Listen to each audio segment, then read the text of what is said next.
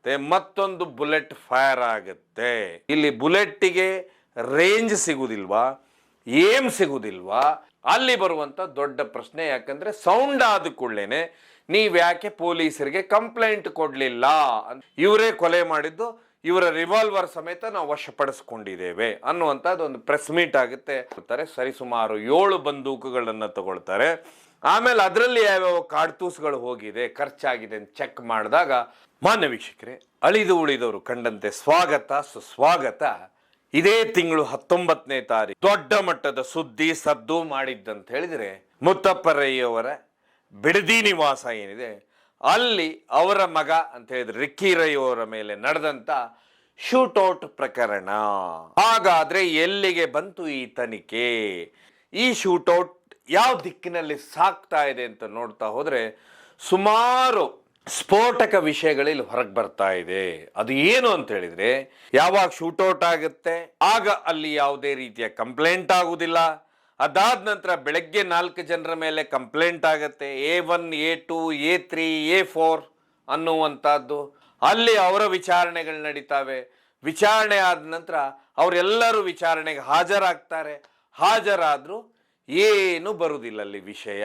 ಯಾಕಂತ ಹೇಳಿದ್ರೆ ನಾವು ಇವತ್ತು ಅರ್ಥ ಮಾಡ್ಕೋಬೇಕು, ಇವತ್ತಿನ ಕಾಲ ಇದು ಡಿಜಿಟಲ್ ಕಾಲ. ಈ ಡಿಜಿಟಲ್ ಯುಗದಲ್ಲಿ ಕ್ರೈಮ್ ಆರ್ಗನೈಸ್ ಅನ್ನುವಂಥದ್ದು ಮಾಡುವಂಥದ್ದು ತುಂಬಾ ಸರಳ ಅಲ್ಲ ಅಂತಾರೆ. ಅದಕ್ಕೆ ಈ ಕೇಸು ಉದಾಹರಣೆ ಆಗತ್ತೆ. ಈ ಕೇಸಿನಲ್ಲಿ ಈಗ ಒಂದು ಸ್ಫೋಟಕ ಮಾಹಿತಿ ಏನಂತ ಹೇಳಿದ್ರೆ, ಅಲ್ಲಿ ಇರುವಂತ ವ್ಯಕ್ತಿಯನ್ನ ಅಂತ ಹೇಳಿದ್ರೆ ಏನ ಸೆಕ್ಯೂರಿಟಿ ಗಾರ್ಡ್ ಇದ್ದಾರೆ ವಿಠಲ್ ಅನ್ನವರು, ಅವರನ್ನೇ ಈಗ ಪೊಲೀಸರು 10 ದಿನ ಪೊಲೀಸ್ ಕಸ್ಟಡಿಗೆ ತಗೊಂಡಿದ್ದಾರೆ. ಯಾಕಂತ ಹೇಳಿದ್ರೆ ಇಲ್ಲಿ ಬರುವಂತದ್ದು ಏನು, ಈ ಒಂದು ಶೂಟೌಟ್ ನಡೆಯುತ್ತೆ, ಇದರಲ್ಲಿ ಬೇರೆ ಭೂಗತ ಜಗತ್ತದ ಪಾತ್ರ ಇದೆನಾ, ರಿಯಲ್ ಎಸ್ಟೇಟ್ ಜಗತ್ತಿನ ಪಾತ್ರ ಇದೆನಾ, ಅಥವಾ ಇನ್ನೇನಾದ್ರೂ ಪಾತ್ರ ಇದೆನಾ? ಯಾಕಂದ್ರೆ ಕೋಟ್ಯಾಂತರ ರೂಪಾಯಿ ವ್ಯವಹಾರ ಇರುವಂತವ್ರು ಏನಾದ್ರೂ ಪಾತ್ರ ಇಲ್ಲಿ ಕೆಲಸ ಮಾಡಿದೇನಂತ ಹುಡ್ಕೊಂಡು ಹೋದ್ರೆ ಪೊಲೀಸರಿಗೆ ಕೊನೆಗೆ ಅವರ ಮನೆಯ ಸೆಕ್ಯೂರಿಟಿ ನೋಡ್ಕೊಳ್ಳುವಂತ ವಿಠಲ್ ಅವರನ್ನೇ ಬಂಧಿಸ್ತಾರೆ. 10 ದಿನ ಕಸ್ಟಡಿಗೆ ತಗೊಳ್ತಾರೆ ಅಂದ್ಕೊಳ್ಳಿ. ಇಲ್ಲಿ ತುಂಬಾ ಆಶ್ಚರ್ಯವಾಗಿರುವಂತ ಪ್ರಶ್ನೆ ಏನಂತ ಹೇಳಿದ್ರೆ, ಹಾಗಾದ್ರೆ ಈ ಶೂಟೌಟ್ ಅಸಲಿಯಾ ನಕಲಿಯಾ ಅನ್ನುವಂಥದ್ದು ಬರುತ್ತೆ. ಆದ್ರೆ ತುಂಬಾ ವಿಶೇಷ ಅಂತ ಹೇಳಿದ್ರೆ, ಇವತ್ತಿನ ಕಾಲದಲ್ಲಿ ಮೊಬೈಲ್ CCTV AI ಕಾಲದಲ್ಲಿ ಸುಮಾರು ಕಷ್ಟ ಅನ್ಸುತ್ತೆ. ನಾವೇನಾದ್ರೂ 20-30 ವರ್ಷದ ಹಿಂದೆ ಭೂಗತ ಜಗತ್ತಿನಲ್ಲಿ ಎಷ್ಟೋ ಕೇಸ್ಗಳು ನಡೆದಾಗ ಆ ಕೇಸನ್ನ ಈ ಕ್ರೈಮ್ ಆರ್ಗನೈಸರ್ಸ್ ಅನ್ನುವಂಥ ಬುದ್ಧಿವಂತರು ಯಾರಿದ್ರು, ಸುಮಾರು ತನಿಖಾಧಿಕಾರಿಗಳು ಹೇಳ್ತಾರೆ. ಯಾಕಂತ ಹೇಳಿದ್ರೆ, ಮೊದಲಿಗೆ ಈ ಹಿಂದೆ ಕ್ರೈಮ್ ಆರ್ಗನೈಸ್ ಹೇಗಾಗ್ತಿತ್ತು ಅನ್ನುವಂಥದ್ದು ಮೊದಲಿಗೆ ನಾವು ಮಾತಾಡುವ. ಆಮೇಲೆ ಈ ಕೇಸಿನಲ್ಲಿ ಏಕೆ ಇದು ಅಸಲಿಯಾ ನಕಲಿ ಅನ್ನುವಂಥ ಪ್ರಶ್ನೆ ಬರ್ತಾ ಇದೆ ಅನ್ನುವಂಥದ್ದು ಮಾತಾಡುವ.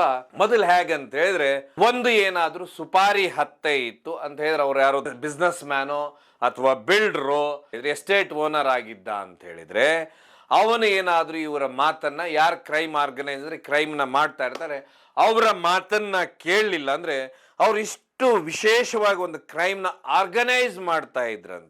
ಅವ್ರು ಏನ್ ಮಾಡೋರಂತ ಹೇಳಿದ್ರೆ, ಮೊದಲಿಗೆ ಒಬ್ಬನಿಗೆ ಹೊಡೆಯುವುದಕ್ಕೆ ಒಬ್ಬನಿಗೆ ಸುಪಾರಿ ಕಿಲ್ಲರ್ ಕೊಟ್ಬಿಡೋರು. ಅವನಿಗೆ ಏನಂತ ಹೇಳಿದ್ರೆ, ಅವನು ಸುಪಾರಿ ತಗೊಳ್ಳುವತ್ತಿಗೆ ಅವ್ರ ಹತ್ರ ಹೇಳ್ತಾನೆ, ನೋಡಿ ನಾನು ಬರೀ ನನ್ನ ಕೆಲಸ ಡ್ಯೂಟಿ ಏನಂತ ಹೇಳಿದ್ರೆ, ನಾನು ಯಾವ್ದಕ್ಕೆ ದುಡ್ಡು ತೊಳಿತಾ ಇದ್ದೇನೆ ಅಂದ್ರೆ ಆ ವ್ಯಕ್ತಿಗೆ ಗುಂಡು ಹಾರಿಸೋದಕ್ಕಷ್ಟೇ ನಾನು ದುಡ್ಡು ತೊಗೊಳ್ತಾ ಇದ್ದೇನೆ, ಆದ್ರೆ ಕೇಸು ನನ್ನ ತಲೆ ಮೇಲೆ ಬರಬಾರ್ದು.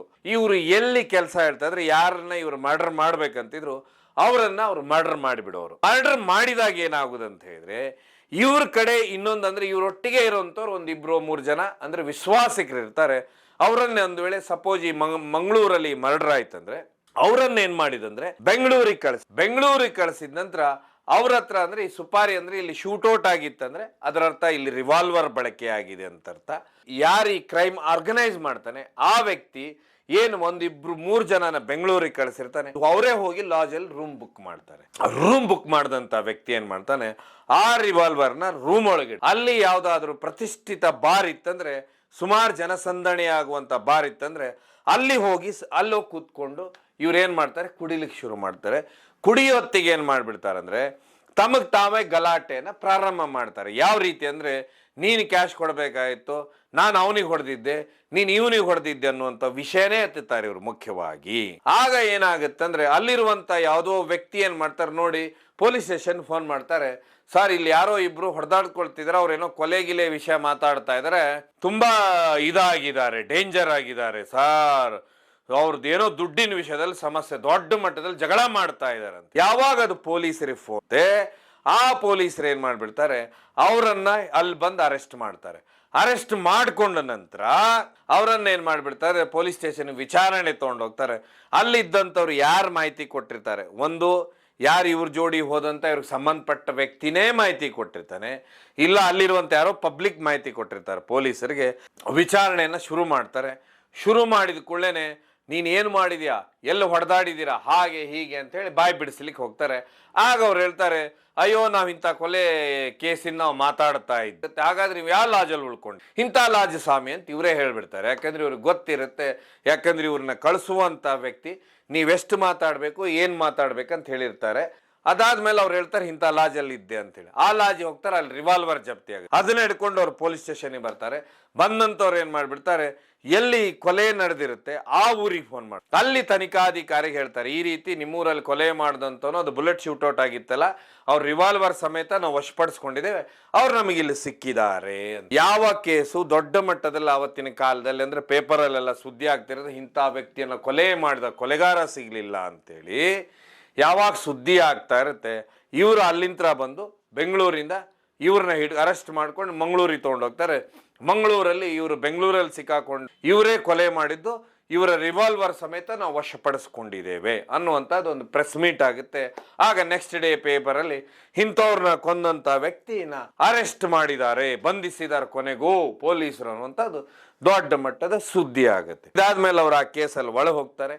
ಒಳಗೆ ಹೋದ ಮೇಲೆ ಇರುವುದಲ್ಲ, ಯಾಕಂತ ಹೇಳಿದ್ರೆ ಕೊಲೆ ಮಾಡಿದಂತ ಒಳಗೆ ಹಾಕ್ತಾರೆ. ಆ ನಂತರ ಅದು ಕೋರ್ಟಲ್ಲಿ ನಿಲ್ಬೇಕು. ಯಾಕಂದ್ರೆ ಆ ರಿವಾಲ್ವರ್ನೇ ಅಂದ್ರೆ ಆ ವ್ಯಕ್ತಿಯ ದೇಹದಲ್ಲಿ ಯಾವ ಬುಲೆಟ್ ಇದೆ, ಈ ರಿವಾಲ್ವರ್ ಇಂದ ಹಾರಿದೆಲ್ಲ ಅನ್ನೋದು FSL ಇಂದ ಬರಬೇಕು, ಬ್ಯಾಲಿಸ್ಟಿಕ್ ರಿಪೋರ್ಟ್ ಇಂದ ಬರಬೇಕು. ಸೊ ಇದೆಲ್ಲ ತನಿಖೆ ಆಗೋತ್ತಿಗೆ ಅದಾಗ್ಲೇನೆ ಪೊಲೀಸರು ಚಾರ್ಜ್ ಶೀಟ್ ಸಲ್ಲಿಸುವ ಹೊತ್ತಿಗೆ ಈ ಅವನ ದೇಹದಲ್ಲಿದ್ದ ಗುಂಡು ಇವರ ಉಪಯೋಗಿಸಿದಂತ ಇಲ್ಲಿ ರಿವಾಲ್ವರ್ ಏನಿದೆ ಅದಕ್ಕೆ ಎರಡಕ್ಕೂ ತಾಳೆನೇ ಆಗುವುದಿಲ್ಲ. ಆ ನಂತರ ಏನಾಗುತ್ತೆ, ಈ ರೀತಿ ಕೇಸ್ ನಡೀತೆ. ಕೇಸಲ್ಲಿ ಯಾವುದೇ ಸಾಕ್ಷಿಗಳು ಸಿಗುವುದಿಲ್ಲ, ಇವರು ಬಿಡುಗಡೆ ಆಗ್ತಾರೆ.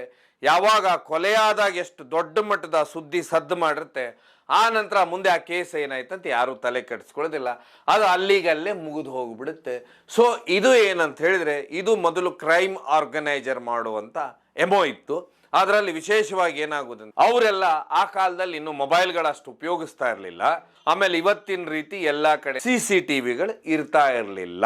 ಒಂದು ಕಾಲದ ಕ್ರೈಮ್ ಆರ್ಗನೈಸ್ ಆದ್ರೆ ಇದು ಮತ್ತೆ ಈ ಕೇಸಿಗೆ ನಾವು ಬಂದು ನೋಡ್ರೆ, ಏನ್ 19ನೇ ತಾರೀಕು ಏನು ರಿಕ್ಕಿ ರೈ ಅವರು ಹೊರಡುತ್ತಾರೆ ತಮ್ಮ ಮನೆಯಿಂದ ತಮ್ಮ ಕಾರಲ್ಲಿ, ಹೋದಾಗ ಫೈರ್ ಆಗುತ್ತೆ ಅಂತೇಳಿ ನೀವು ಇಲ್ಲಿವರೆಗೆ ಕೇಳಿರ್ತೀರ. ಫೈರ್ ಆದ್ಮೇಲೆ ಇವ್ರು ಏನ್ ಮಾಡ್ಬಿಡ್ತಾರೆ, ಮುಂದೆ ಹೋಗಿ ವಾಪಸ್ ಬರ್ತಾರೆ. ಯಾಕೆ ಈ ಕೇಸಿನಲ್ಲಿ ಅಸಲಿಯೋ ನಕಲಿ ಅನ್ನೋ ಸಂಶಯಗಳು ಪ್ರಾರಂಭವಾಗ್ತಾವ ಪೊಲೀಸರಿಗೆ ಅಂತ ಹೇಳಿದ್ರೆ, 1, 2, 3, 4 ಜನರದ್ದು ವಿಚಾರಣೆ ಮಾಡ್ತಾರೆ. ಆಮೇಲೆ ಬೇರೆ ಯಾವ್ಯಾವ ಮೊಬೈಲ್ಗಳಲ್ಲಿ ಓಡಾಡಿದೆವಂತ ಅವ್ರು ನೋಡ್ತಾರೆ ಪೊಲೀಸರು, ಅದು ಯಾವ ಎವಿಡೆನ್ಸು ಆಗುದಿಲ್ಲ, ಮೊಬೈಲ್ಗಳು ಯಾವುದು ಬೇರೆ ಓಡಾಡಿರೋದಿಲ್ಲ. ಇಲ್ಲಿ ಯಾವ ಬುಲೆಟ್ ಯೂಸ್ ಮಾಡಿದಾರೆ ಅಂದ್ಕೊಳ್ಳಿ, ಬೇಟೆ ಆಡುವಂತ 12mm ಬೋರ್ ಗನ್ನು ಅಂತ ಗೊತ್ತಾಗುತ್ತೆ. ಹೀಗಾಗಿ ಪೊಲೀಸರು ಮೊದಲು ತನಿಖೆ ಒಂದ್ ದಿಕ್ಕಲ್ಲಿ ಮಾಡಿದ್ರೆ ಮತ್ತೆ ಅವ್ರ ತನಿಖೆಯನ್ನು ಇನ್ನೊಂದು ದಿಕ್ಕಿನಲ್ಲಿ ಪ್ರಾರಂಭ ಆಗ್ತಾರೆ. ಆಗ ಅವ್ರಿಗೆ ಮೊದಲಿಗೆ ಬರುವಂತದ್ದು ಈ ತನಿಖೆಯಲ್ಲಿ ಅಂತ ಹೇಳಿದ್ರೆ, ಏನ್ ಇವ್ರು ಮೊದಲು ಹೇಳಿರ್ತಾರೆ 11 ಗಂಟೆಗೆ ಮಧ್ಯರಾತ್ರಿ ಏನ್ ಮನೆಯಿಂದ ಅಂದ್ರೆ ಅವತ್ತೇನು ಅವ್ರು ರಷ್ಯಾದಿಂದ 3-4 ದಿವಸದ ಹಿಂದೆನೇ ಬಂದಿರ್ತಾರೆ. ಬಂದಂಥವ್ರು ಅವರ ಬಿಡದಿ ಮನೆಗೆ ಅವತ್ತು ಸಂಜೆ 7 ಗಂಟೆಗೆ ಹೋಗ್ತಾರೆ. 7 ಗಂಟೆಗೆ ಹೋದಂಥವ್ರು ಒಳಗಿದ್ದಂಥವ್ರು ಅಲ್ಲಿ ಏನೋ ರಿನೋವೇಷನ್ ಎಲ್ಲ ಕೆಲಸ ನಡೆದಿರುತ್ತೆ, ಅದೆಲ್ಲ ಮುಗಿಸ್ಕೊಂಡು 11 ಗಂಟೆಗೆ ಮನೆ ಗೇಟಿಂದ ಹೊರಗೆ ಬರ್ತಾರೆ. ಬಂದು ಇವರು ಕೂಗಳತೆ ದೂರ ಹೋಗಿರೋದಿಲ್ಲ, ದೊಡ್ಡ ಮಟ್ಟದಲ್ಲಿ ಸೌಂಡ್ ಆಗುತ್ತೆ. ಸೌಂಡ್ ಆದಾಗ ಏನ್ ಮಾಡ್ತಾರಂತ ಹೇಳಿದ್ರೆ, ಇವ್ರು ಮುಂದೆ ಹೋದಂತವ್ರು ಮತ್ತೆ ತಿರ್ಗಾ ವಾಪಸ್ ಮನೆ ಬರ್ತಾರೆ. ಅಲ್ಲಿ ಬರುವಂತ ದೊಡ್ಡ ಪ್ರಶ್ನೆ, ಯಾಕಂದ್ರೆ ಸೌಂಡ್ ಆದ ಕೂಡಲೇನೆ ನೀವ್ ಯಾಕೆ ಪೊಲೀಸರಿಗೆ ಕಂಪ್ಲೇಂಟ್ ಕೊಡ್ಲಿಲ್ಲ ಅನ್ನುವಂಥದ್ದು ಮೊದಲ ಪ್ರಶ್ನೆ ಆಗುತ್ತೆ. ಅದಾದ್ಮೇಲೆ ನೀವು ರಿಟರ್ನ್ ಮನೆಗೆ ಹೋಗುವತ್ತಿಗೆ CCTV ಅನ್ನುವಂಥ ವಿಷಯಗಳೇ ನಾನು ಅದಕ್ಕೆ ಹೇಳಿದ್ದು. ಯಾಕೆಂದ್ರೆ ಇವತ್ತು ಎಲ್ಲಾ ಕಡೆನೂ ಎವಿಡೆನ್ಸ್ ಕ್ರಿಯೇಟ್ ಹಾಕೊಂಡು ಹೋಗುತ್ತೆ. ವಾಪಸ್ ಅವ್ರು ಏನ್ ಮಾಡ್ಬಿಡ್ತಾರೆ, ಮನೆಗೆ ಬರ್ತಾರೆ. ಮತ್ತೆ ಅವರು ಒಳಗೆ ಹೋದಂಥವ್ರು 12:45 ಹೊರಗೆ ಬರ್ತಾರೆ. ಹೊರಗೆ ಬಂದಾಗ ಏನಾಗುತ್ತೆ, ಮತ್ತೊಂದು ಬುಲೆಟ್ ಫೈರ್ ಆಗುತ್ತೆ. ಇಲ್ಲಿ ಬುಲೆಟ್ಟಿಗೆ ರೇಂಜ್ ಸಿಗುದಿಲ್ವಾ, ಏಮ್ ಸಿಗುದಿಲ್ವಾ, ಏನಂತ ಗೊತ್ತಾಗೋದಿಲ್ಲ. ಯಾಕಂತ ಹೇಳಿದ್ರೆ ಕಾರಲ್ಲಿ ಡ್ರೈವರ್ ಏನು ಕೂತ್ಕೊಂಡಿರ್ತಾರೆ, ಡೋರ್ ಇರುತ್ತೆ, ಆ ಡ್ರೈವರ್ ಕೂತ್ಕೊಳ್ಳೋಂದ್ರೆ ಅವ್ರು ಏನು ಹ್ಯಾಂಡಲ್ ಎಳಿತಾರೆ ಡೋರ್ ಓಪನ್ ಮಾಡೋ, ಅಲ್ಲಿ ಫಸ್ಟ್ ಗುಂಡು ಹೋಗುತ್ತೆ, ಅಲ್ಲಿಂದ ಸೀಟ್ ಒಳಗೆ ಹಾರುತ್ತೆ. ಸೀಟ್ ಒಳಗೆ ಹಾರದಂಥ ಗುಂಡು ಏನಾಗುತ್ತೆ, ಇದು ಚರೆ ಗುಂಡಾಗಿರೋದ್ರಿಂದ ಸಡನ್ ಆಗಿ ಅದು ಹಾರುತ್ತೆ. ಹಾರಿದ ಕೂಡಲೇ ಅವ್ರಿಗೂ ಇಲ್ಲಿ ಏಟು ಬೀಳುತ್ತೆ. ಅಂದ್ರೆ ಇವ್ರು ಹಿಂದೆ ಕೂತ್ಕೊಂಡಿರ್ತಾರೆ. ಇಲ್ಲಿ ಮತ್ತೆ ಪ್ರಶ್ನೆಗಳು ಏನಂತೇಳಿ, ಸದಾ ಮೂರ್ ಗನ್ಮ್ಯಾನ್ ಇವರೊಟ್ಟಿಗೆ ಇರುತ್ತಿದ್ರು. ಇದೆಲ್ಲದಕ್ಕಿಂತ ವಿಶೇಷವಾಗಿ ಇವರು ಬುಲೆಟ್ ಪ್ರೂಫ್ ಗಾಡಿಗಳನ್ನ ಬಳಸ್ತಾ ಇದ್ರು. ಆಮೇಲೆ ಇವರು ಯಾವಾಗಲೂ ಡ್ರೈವಿಂಗ್ ಮಾಡುವಂತ ಕ್ರೇಜ್ ಹೊಂದಿದವರು, ಸದಾ ಇವರು ಗಾಡಿ ನಡೆಸುವಂತವ್ರು. ಆದ್ರೆ ಅವತ್ತ್ಯಾಕೆ ಇವರು ನಡೆಸಲಿಲ್ಲ ಅನ್ನುವಂತದ್ದು ಪ್ರಶ್ನೆಗಳು ಎದ್ರೆ, ಇನ್ನೊಂದು ಕಡೆ ಚರೆ ಯಾವಾಗ ಹಾರುತ್ತೆ ಅಂದ್ರೆ ಬೇಟೆಗಾರರು 12mm ಬೋರ್ಗನ್ ಏನು ಯೂಸ್ ಮಾಡ್ತಾರೆ, ಆ ರೀತಿ ಭೂಗತ ಜಗತ್ತಿನವರು ಸುಪಾರಿ ಕಿಲ್ಲರ್ಸು ಆ ರೀತಿ ಬಂದೂಕುಗಳನ್ನು ಉಪಯೋಗಿಸುವುದಿಲ್ಲ. ಅವ್ರು ಏನಿದ್ರು ಅಡ್ವಾನ್ಸ್ ವೆಪನ್ಸ್ ಉಪಯೋಗಿಸ್ತಾರೆ. ಈ ವೆಪನ್ ಹೇಗೆ ಯೂಸ್ ಆಯಿತು, ಅದರ ಅರ್ಥ ಅಂದ್ರೆ ಇಲ್ಲಿ ಕಾವಲು ಕೊಡುವಂಥವ್ರ ಕೈಯಲ್ಲಿ ಈ ಗನ್ ಇರುತ್ತೆ, 12mm ಬೋರ್ ಗನ್ ಅಂತ ಹೇಳಿದ್ಕೊಳ್ಳೇನೆ ಸೆಕ್ಯೂರಿಟಿ ಗಾರ್ಡ್ಗಳಿರ್ಬೋದು, ಅಥವಾ ನಾನು ಮೊದಲೇ ಹೇಳಿದೆ ಸ್ಟೇಟ್ ಓನರ್ಸ್ ಇರ್ತಾರೆ, ಅವ್ರ ಹತ್ರ ಇರುತ್ತೆ. ಇಲ್ಲಾಂದ್ರೆ ATM ನಲ್ಲಿ ಕ್ಯಾಶ್ ತುಂಬವ್ರ ಹತ್ರ ಈ ರೀತಿಯ ಬಂದೂಕುಗಳಿರ್ತಾವೆ. ಹೀಗಾಗಿ ಪೊಲೀಸರು ಏನ್ ಮಾಡ್ಬಿಡ್ತಾರೆ ಅಂದ್ರೆ, ಆ ದಿಕ್ಕಿನ ಹತ್ರ ಇಲ್ಲಿ ಯಾರ ಹತ್ರ ಯಾವ್ಯಾವ ಗನ್ ಇದೆ ಅಂತ ಹೇಳಿ ಫಸ್ಟ್ ಆ ಗನ್ಗಳನ್ನೆಲ್ಲ ತಗೊಳ್ತಾರೆ. ಸರಿಸುಮಾರು 7 ಬಂದೂಕುಗಳನ್ನ ತಗೊಳ್ತಾರೆ. ಆಮೇಲೆ ಅದರಲ್ಲಿ ಯಾವ್ಯಾವ ಕಾಡ್ತೂಸ್ಗಳು ಹೋಗಿದೆ, ಖರ್ಚಾಗಿದೆ ಅಂತ ಚೆಕ್ ಮಾಡಿದಾಗ ಅವ್ರಿಗೆ ನೇರವಾಗಿ ಸಂಶಯ ಬರುದಂತ ಹೇಳಿದ್ರೆ, ವಿಠಲ ಅನ್ನುವಂಥ ವ್ಯಕ್ತಿ ಯಾರು ಈ ವಿಠಲ ಅಂತ ಹೇಳಿ ಮತ್ತೆ ಪ್ರಶ್ನೆ ಬರುತ್ತೆ. ವಿಠಲ ಅಂದ ಕೂಡಲೇ ಏನು ಮುತ್ತಪ್ಪರೆಯವರ ರೋಜಿ ಗೆಸ್ಟ್ ಹೌಸ್ ಇದೆ, ಅಲ್ಲಿಂತ್ರನೇ ಮುತ್ತಪ್ಪರೆಯವರೊಟ್ಟಿಗೆ ಕೆಲಸ ಮಾಡ್ತಾ ಇದ್ದಂಥ ವ್ಯಕ್ತಿ. ಈಗ ಅವ್ರಿಗೆ ಬಿಡದಿ ಪಕ್ಕದಲ್ಲಿ ಅವ್ರ ಮನೆ ಕ್ವಾರ್ಟರ್ಸು ಎಲ್ಲ ಇದೆ, ಅವರೇ ಅಲ್ಲಿಯ ಸೆಕ್ಯೂರಿಟಿ ಇನ್ಚಾರ್ಜು. ಹಾಗಾದ್ರೆ ಈಗ ಬರುವಂತ ಪ್ರಶ್ನೆ, ಇವರು ಇಷ್ಟು ವಿಶ್ವಾಸಿಕರಾಗಿ ಸುಮಾರು ಕಾರಣಗಳು ಬರ್ತವೆ. ಯಾಕಂತ ಹೇಳಿದ್ರೆ ಅವರೆಲ್ಲ ವಿಶ್ವಾಸದಲ್ಲಿದ್ದಂಥವ್ರು, ತಂದೆ ಒಟ್ಟಿಗೆ ಅಷ್ಟು ವರ್ಷ ಕೆಲಸ ಮಾಡಿದಂಥವ್ರು ಬುಲೆಟ್ ಫೈರ್ ಮಾಡಿದ್ರು ಅನ್ನುವಂಥದ್ದು ಪ್ರಶ್ನೆ ಬಂದಾಗ ಪೊಲೀಸರಿಗೆ ನೇರವಾಗಿ ಸಂಶಯ ಹೋಗುದೆ ವಿಠಲ ಅನ್ನೋರ ಮೇಲೆ. ಹೀಗಾಗಿ ವಿಠಲ ಅವ್ರನ್ನ ಪೊಲೀಸರು 10 ದಿವಸ ಪೊಲೀಸ್ ಕಸ್ಟಡಿಗೆ ತಗೊಂಡಿದ್ದಾರೆ. ಸೊ ಇಲ್ಲಿ ಈಗ ಹೊಸ ಪ್ರಶ್ನೆಗಳು ಹುಟ್ಟುತ್ತಾ ಇರೋದೇನಂತ ಹೇಳಿದ್ರೆ, ಮತ್ತೊಮ್ಮೆ ಸದ್ದು ಸುದ್ದಿ ಆಗ್ಲಿ ಭೂಗತ ಜಗತ್ತಿನಲ್ಲಂತಿ ಸೌಂಡ್ ಆಯ್ತಾ? ಯಾಕಂತ ಹೇಳಿದ್ರೆ ಇಲ್ಲಿ ಹೊರಗಿನವ್ರು ಯಾರೂ ಇಲ್ಲ, ಯಾರೋ ಇಲ್ಲಿದ್ದಂಥವರೇ ಇದ್ದಾರೆ. ಇದು ಯಾವುದೋ ಒಂದು ಕಾರಣಕ್ಕೆ ಈ ರೀತಿಯ ಒಂದು ಸುದ್ದಿ ಸದ್ದಾಯ್ತಾ ಅಂತೇಳಿ. ಯಾಕಂದ್ರೆ ಪೊಲೀಸರಿಗೆ ಮೊಬೈಲ್ನ ನೋಡ್ತಾರೆ, ಆ ರೀತಿ ಯಾವುದೇ ಮೊಬೈಲ್ಗಳಲ್ಲಿ ಬಳಕೆ ಆಗುವುದಿಲ್ಲ, ಇನ್ನೊಂದು ಬೇರೆ ಬಂದೂಕುಗಳು ಉಪಯೋಗ ಆಗಿಲ್ಲ. ಹಾಗಾದ್ರೆ ಈಗ ವಿಠಲ ಅನ್ನೋರ ವಿಚಾರಣೆ ನಂತರ ಗೊತ್ತಾಗಬೇಕು ಯಾಕೋಸ್ಕರ ಇದು ಆಯ್ತು ಅನ್ನುವಂಥದ್ದು. ಈ ಶೂಟೌಟು ಅಸಲಿಯ ನಕಲಿ ಅನ್ನೋದು ಗೊತ್ತಾಗಬೇಕಂತ ಈಗ ದೊಡ್ಡ ಮಟ್ಟದಲ್ಲಿ ಎಲ್ಲ ಕಡೆನೂ ಸುದ್ದಿ ಹರಡ್ತಾ ಇದೆ. ಕಾದ್ ನೋಡುವ ಏನಾಗುತ್ತೆ ಅಂಥೇಳಿ. ಯಾಕಂತ ಹೇಳಿದ್ರೆ ಹಿಂದೆ ತಂತ್ರಜ್ಞಾನ ತುಂಬ ಕಡಿಮೆ ಇತ್ತು, ಇವತ್ತು ತಂತ್ರಜ್ಞಾನ ಇರೋದ್ರಿಂದ ಇದೆಲ್ಲದಕ್ಕಿಂತ ಹೆಚ್ಚಾಗಿ ಇವತ್ತಿನ ಬ್ಯಾಲಿಸ್ಟಿಕ್ ರಿಪೋರ್ಟ್ ಇರ್ಬೋದು, ಪೊಲೀಸರ ಅದ್ಭುತವಾದ ತನಿಖೆ ಅಂದ್ರೆ ಅವ್ರ ಹತ್ರ AI ಎಲ್ಲ ಟೆಕ್ನಾಲಜಿ ಇರೋದ್ರಿಂದ ತನಿಖೆಗಳು ಅಷ್ಟು ಅದ್ಭುತವಾಗಿರ್ತವೆ. ಹೀಗಾಗಿ ಏನಾಯ್ತು ಏನಿಲ್ಲ ಅನ್ನುವಂಥದ್ದು ಖಂಡಿತವಾಗಿ ಗೊತ್ತಾಗುತ್ತೆ ಅನ್ನೋದು ಈಗ ಸುಮಾರು ಎಕ್ಸ್ಪರ್ಟ್ಸ್ ಹೇಳ್ತಾರೆ.